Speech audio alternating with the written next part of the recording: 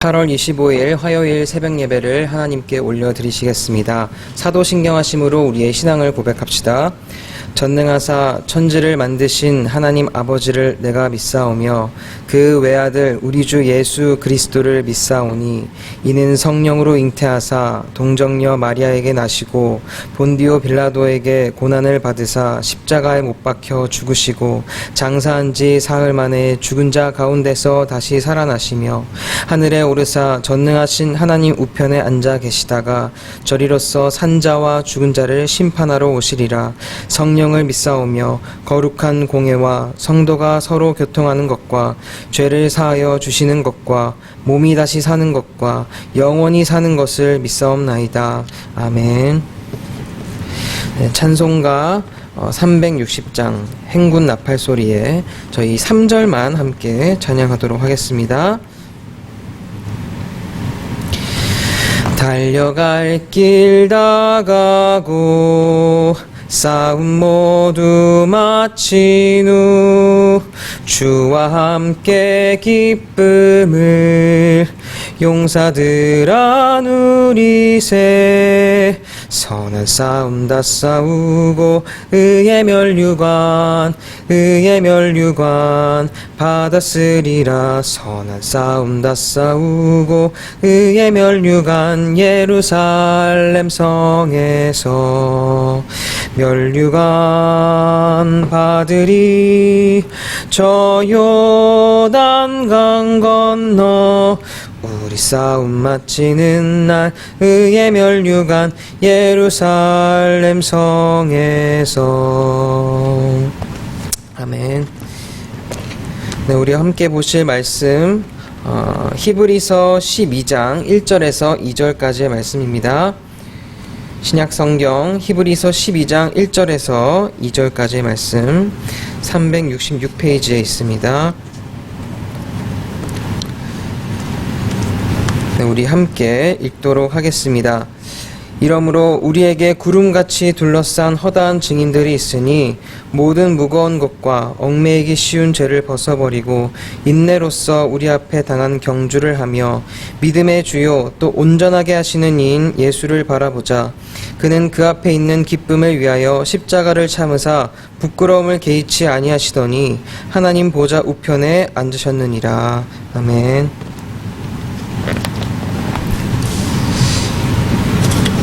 오래전 그리스와 페르시아 군 사이에 치열한 전쟁이 벌어졌는데요. 결국엔 그리스군의 승리로 돌아가게 되었습니다. 이 전쟁의 승전보를 가지고 그리스의 휘디피테스라는 병사는 당시 전쟁터였던 마라톤에서부터 무려 40여 킬로미터 떨어진 아테네까지 단숨에 달려가 우리 군대가 이겼다라는 한마디 말을 남기고 숨을 거두게 되었다고 합니다. 오늘날의 마라톤의 경기는 바로 이런 배경에서 시작된 것이죠.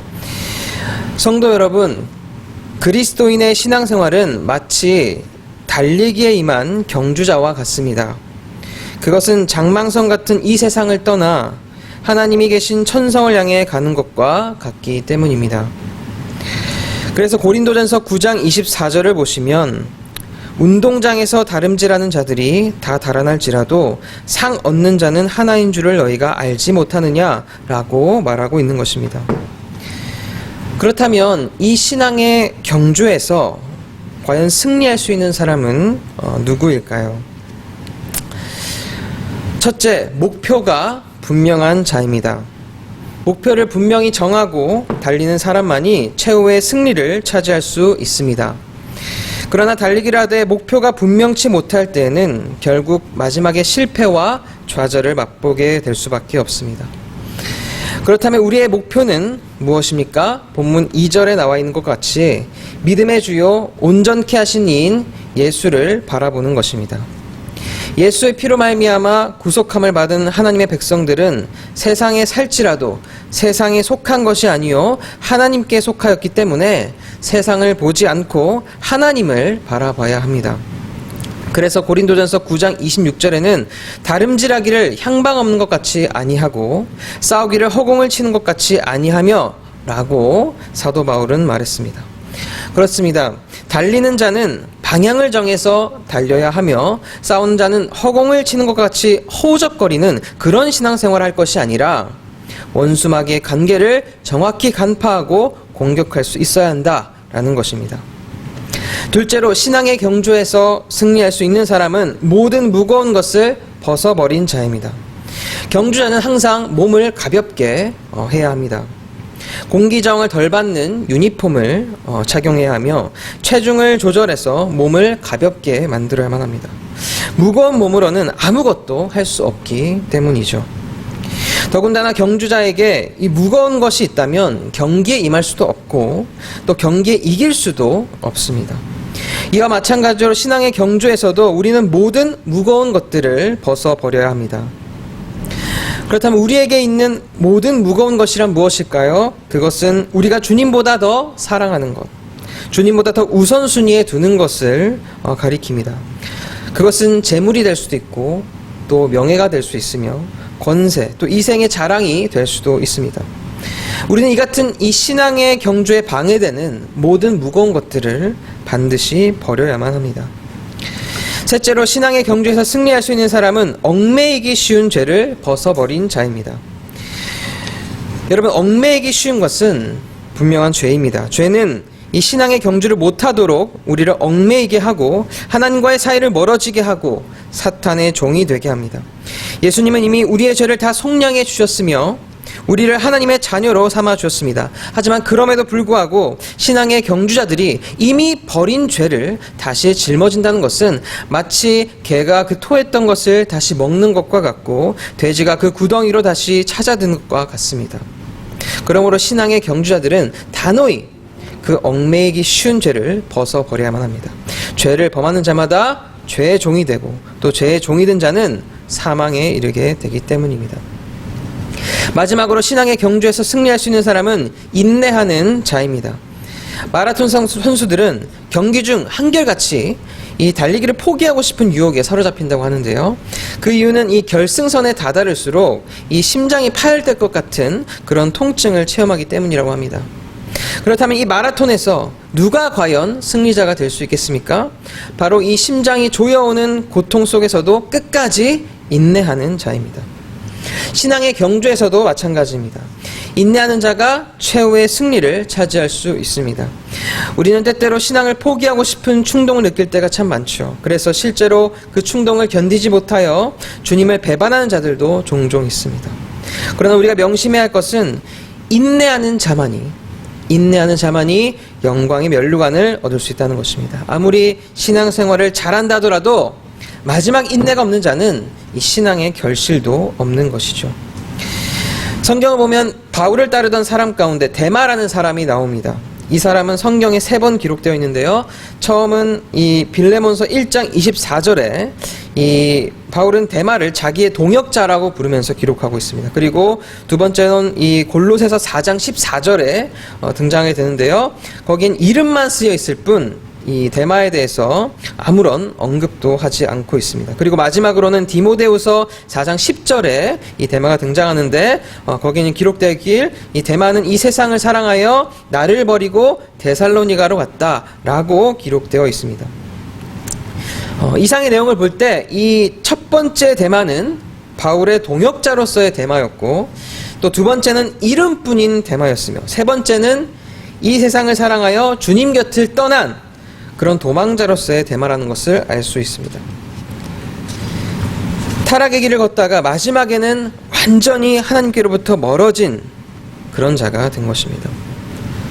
여러분, 왜 데마에게 이런 일이 일어나게 되었을까요? 그것은 사실 아무도 알 수 없는 일입니다. 다만 우리가 생각할 수 있는 것은 처음에는 어떤 연유로인지 이 신앙생활을 하게 되었지만 그리스도인으로서의 이 희생이라든지 또 고난을 생각하지 않고 그것을 따르다가 결국엔 이 믿음의 경주를 포기한 실패자가 되었다는 사실을 우리가 추측할 수 있을 뿐입니다. 다시 말하면 그는 인내를 온전히 이루지 못한 사람이 되고 말았던 것이죠. 사랑하는 성도 여러분, 예수님은 승리자이셨습니다. 골로새서 2장 15절을 보면 십자가로 승리하셨느니라 라고 하셨고 또 십자가상에서 운명하시기 전에 다 이루었다 라고 주님께서 말씀하셨습니다. 여러분, 우리는 대장 예수님을 따라가는 십자가의 군병들입니다. 예수님께서 사탄의 권세를 이기시고 승리하셨기 때문에 우리도 승리하고, 또 예수님께서 죄에 대해서 이기셨으므로 우리도 죄에 대해서 이기고, 예수님께서 인내를 온전히 이루셨기 때문에 우리도 인내를 온전히 이루어야만 합니다. 다시 말씀드리지만 신행생활은 마치 장망성과 같은 이 세상을 떠나 주님이 계신 천성을 향하여 가는 것과 같습니다.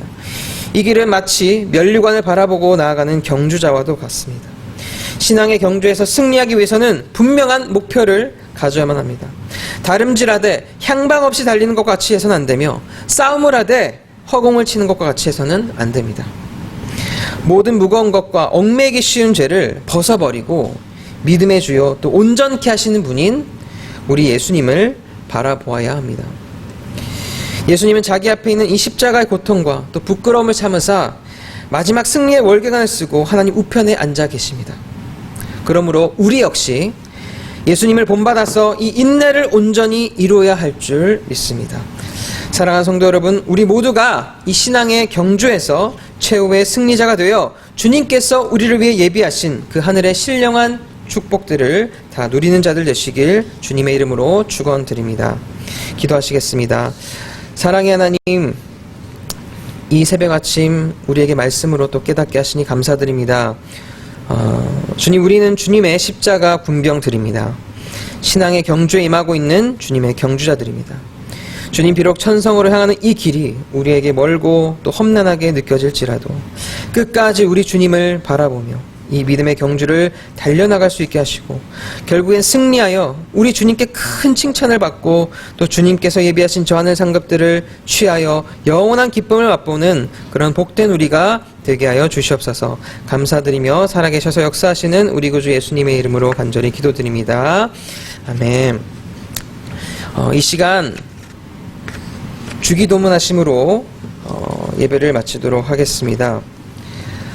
하늘에 계신 우리 아버지여, 이름이 거룩히 여김을 받으시오며 나라가 임하시오며 뜻이 하늘에서 이루어진 것 같이 땅에서도 이루어지이다.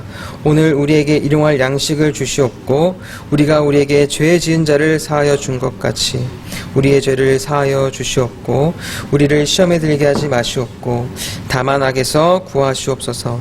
나라와 권세와 영광이 아버지께 영원히 있사옵나이다. 아멘. 우리 시간 합심기도 하실 텐데요. 먼저 오늘 우리에게 주신 말씀을 기억하시면서 기도하시길 원합니다. 우리는 주님의 십자가 군병들이라고 말씀드렸습니다. 그러므로 우리가 이 믿음의 경주와 또 싸움에서 끝까지 인내하여 최후 승리를 거머쥘 수 있는 자들이 될 수 있도록 하나님께 은혜를 베풀어 달라고 함께 기도합시다.